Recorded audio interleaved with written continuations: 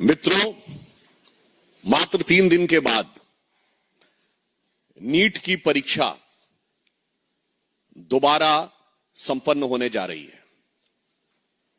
इस विषय को लेकर जहां एक तरफ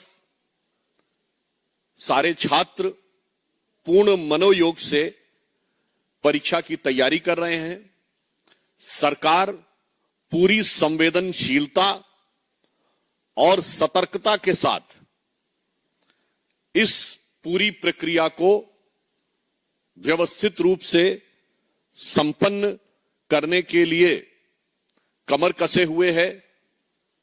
जहां एक तरफ सरकार संवेदनशीलता से काम करती हुई दिखाई पड़ रही है, वहीं कांग्रेस पार्टी और नेता प्रतिपक्ष श्री राहुल गांधी ऐसा प्रतीत हो रहा है कि संवेदनशीलता के स्थान पर कुटिलता का प्रयोग करते हुए दिखाई पड़ रहे हैं।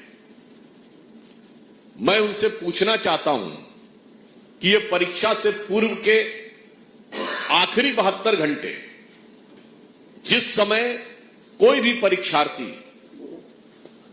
पूरे एकाग्रचित्तता के साथ मानसिक दृष्टि से तनाव मुक्त होकर अंतिम चरण की तैयारी करना चाहता है, उस समय आप इस प्रकार का आयोजन करके छात्रों की एकाग्रता को भंग करके उनके मन में भय, तनाव और उत्तेजना उत्पन्न करके उन्हें मानसिक यातना क्यों देना चाह रहे हैं? राहुल गांधी जी, राजनीति करने के बहुत अवसर मिलेंगे। 21 के बाद भी राजनीति हो सकती है। हमारा सीधा सवाल आपसे यह है कि आप इन्हीं आखिरी के 72 घंटों में राजनीति क्यों करना चाह रहे हैं? और जिन छात्रों को आप अपने साथ ले जा रहे हैं या जिन छात्रों को बुला रहे हैं, क्या उनको आप इस परीक्षा के लास्ट समय में, in the last leg of their preparation, when they need full concentration, you want to create a distraction just in order to fulfill your political ambition? और इस प्रकार के सवाल आ रहे हैं कि जिस प्रकार के प्रयोग किए जा रहे हैं वहां पर छात्रों को लाने के लिए, वो भी बहुत चिंताजनक है। मैं ये भी राहुल गांधी जी से कहना चाहता हूं कि हमने माना कि आप छात्र जीवन में भी असफल रहे। आपने जहां नौकरी की वो कंपनी, वहां भी आप असफल रहे। मॉनिटर नाम की ब्रिटिश कंपनी में नौकरी की, फिर आपने बैकऑप्स नाम की कंपनी में कुछ शेयरवेयर लिए, कंपनी चलाई, उसमें भी आप असफल रहे। नेता के रूप में भी असफल रहे। तो मुझे लगता है अपने कैरियर तक साक्षात स्वरूप होने के मन में एक खीज है, जो आपके मन में एक प्रकार का ईर्ष्या का भाव है। आज अपनी सफलता के लिए पूर्ण मनोयोग से तैयारी कर रहे छात्रों के ऊपर उसे उतारने का प्रयास न करें। कांग्रेस से हमारे 4 सीधे सवाल हैं। नंबर 1, जब दोबारा परीक्षा का फैसला हो चुका है और न्यायालय भी इसका संज्ञान ले चुका है, तो आप किस बात की डिमांड कर रहे हैं? नंबर 2, आपने राजस्थान को ही क्यों चुना है? राजस्थान वो राज्य है जहां कांग्रेस के शासनकाल में 19 पेपर लीक हुए। आपकी सरकार ने एक पर भी कार्रवाई नहीं की। हमारी सरकार आने के बाद 400 लोगों पे कार्रवाई हुई है उन पेपर लीक्स में। 2.5 वर्षों में राजस्थान में हमारी सरकार के दौरान एक भी पेपर लीक नहीं हुआ है। आपने राजस्थान को क्यों चुना है? कोटा को क्यों चुना है, जहां भारी संख्या में बच्चे तैयारी कर रहे होते हैं? और यहां मैं यह भी याद दिलाना चाहता हूं कि जब राजस्थान में इनकी सरकार थी और पेपर लीक होते थे, तो इनकी पार्टी की राजनीति उसमें एक दूसरे से होती थी। पायलट साहब का फेमस बयान याद करिए कि पेपर लॉकर में थे, लॉक से बाहर आ गए, ये तो जादूगरी है। तो अशोक गहलोत जी ने कहा था, मैं जादूगर हूं, मैं सब ठीक कर सकता हूं। तो मैं राहुल गांधी से पूछना चाहता हूं, कहीं आपने राजस्थान में, अब कुछ दिन पहले अशोक गहलोत जी ने एक बयान भी दिया है कि मैं राष्ट्रीय अध्यक्ष होना चाहता था मगर होने नहीं दिया गया, तो कहीं ऐसा तो नहीं कि राजस्थान में कांग्रेस की अंदरूनी राजनीति भी एक कारण है जिसके लिए आप छात्रों की भावनाओं के साथ खेल करना चाह रहे हैं? पॉइंट नंबर 3, इस प्रकार के समाचार आए हैं कि कोटा में कोचिंग संचालकों से, जो पीजी के मालिक हैं, पेइंग गेस्ट एकोमोडेशन में जो रहते हैं, गेस्ट हाउस के मालिकों को डराया धमकाया जा रहा है ताकि राहुल गांधी के कार्यक्रम में अधिकाधिक छात्रों को लाया जा सके। तो मैं उनसे पूछना चाहता हूं कि परीक्षा तैयारी के इस अंतिम चरण में छात्रों को आप डिस्ट्रैक्ट करके पुनः मानसिक यातना क्यों देना चाह रहे हैं और उनको तैयारी से डाइवर्ट क्यों करना चाह रहे हैं? और चौथा प्रश्न हमारा यह है कि ये कांग्रेस की एक स्थापित सुविचारित फितरत और मैं कहूंगा हरकत और देश के लिए बहुत ही खतरनाक सोची समझी सोच का प्रमाण है, जो इसे सामान्य भाषा में टूल किट माइंडसेट कहते हैं। इससे पूर्व देश की हर व्यवस्था को लेकर इन्होंने भ्रम और अराजकता फैलाने का प्रयास किया, जिसके लिए माननीय प्रधानमंत्री जी ने भी यह बात कही थी कि अराजकता में यह अवसर ढूंढने का प्रयास करते हैं।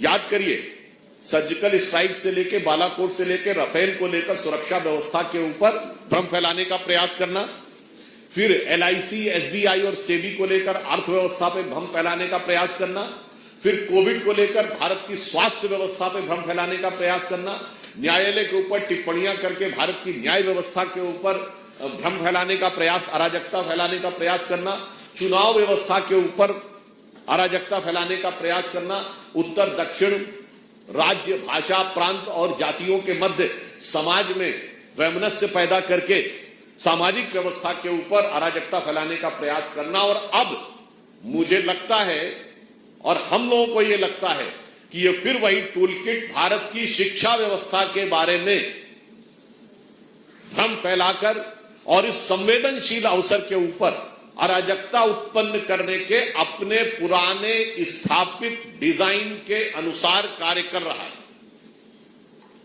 और मैं यह भी प्रश्न राहुल गांधी से पूछना चाहता हूं कि जब नीट की परीक्षा नहीं होती थी तो मेडिकल और इंजीनियरिंग के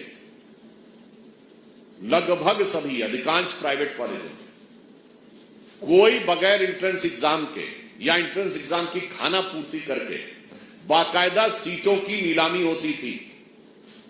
अंडर ग्रेजुएट में 20-25 लाख रुपए से लेकर 50 लाख तक और पोस्ट ग्रेजुएट में एमबीबीएस में 50 लाख से लेकर 1 करोड़ रुपए तक की सीटों की बात जन सामान्य में प्रचलित रूप में आती थी। तो मैं पूछना चाहता हूं कि जब यह व्यवस्था थी तो इसका मतलब संस्थागत भ्रष्टाचार था, सीटें नीलाम होती थी। जब से मोदी जी ने इस व्यवस्था को बनाया है उससे पहले गरीब और मध्यम वर्ग का बच्चा तो वो सोच ही नहीं सकता था कि मैं 25 लाख 50 लाख 1 करोड़ देकर वहां पर एडमिशन पाऊंगा। आज उनको अवसर प्राप्त हुए हैं। तो आप इसके ऊपर प्रश्न उठाकर क्या उस पुरानी व्यवस्था के पक्षधर हैं, अर्थात वो धन्ना सेठ जो कि सीटों की नीलामी करते थे, जिसमें से अनेक आपके और आपकी पार्टी के बहुत निकटवर्ती हैं। आप इस संवेदनशील मौके के ऊपर राजनीति करके क्या उन लोगों का हित साधन करना चाह रहे हैं या छात्रों का हित साधन करना चाह रहे हैं, यह बात स्पष्ट होनी चाहिए। और एक बिंदु और भी महत्वपूर्ण है कि इस बार जो हुआ है वो अपने आप में अलग और अप्रत्याशित हुआ। सामान्यतः पेपर लीक उसे कहते थे कि जहां पेपर छपे और जिस सेंटर पे पेपर पहुंचे उस बीच में कहीं से पेपर लीक हो जाए उसे पेपर लीक कहते थे। पर इस बार एक ऐसी घटना हुई है जो अप्रत्याशित है, जो पूर्व में कोई कल्पना नहीं कर सकता था कि पेपर सेटिंग करने वाले लोग पेपर लीक में शामिल नजर आए। अर्थात ये कुछ वैसी बात है जैसे कोई न्यायाधीश अपना जजमेंट लिखता है तो जब तक जजमेंट प्रोनाउंस ना हो जाए तब तक वह गोपनीय माना जाता है, पर यदि कोई अपना जजमेंट ही लीक करने पे आ जाए तो समस्या कितनी चुनौतीपूर्ण हो जाती है। परंतु सरकार इसके ऊपर भी पूरी व्यवस्थाएं सुनिश्चित कर रही है कि भविष्य में इस ढंग की चीजों में भी, अब जबकि पेपर सेटर ने ही पेपर को लीक करने का काम किया, एक अलग प्रत्याशित की स्थिति है। इसलिए मैं राहुल गांधी जी से पुनः कहना चाहूंगा कि कांग्रेस पार्टी इन 4 सवालों और 5वां ये कि नीट की परीक्षा से पहले जो बड़े आर्थिक लाभार्थी थे, जहां मध्यम वर्ग के बच्चों का, परिवारों का शोषण होता था, क्योंकि उन्हें बड़ी बड़ी मोटी मोटी फीसें देनी पड़ती थी, कैपिटेशन फी के नाम पे, तब उन्हें मिलता था। आप उस व्यवस्था के पक्ष लेकर या परोक्ष रूप में उसी व्यवस्था के पक्षधर बनकर नहीं खड़े हैं क्या? और पुनः मैं कांग्रेस पार्टी और राहुल गांधी से कहना चाहता हूं, राजनीति के बहुत अवसर हैं, 21 के बाद राजनीति कर लीजिएगा।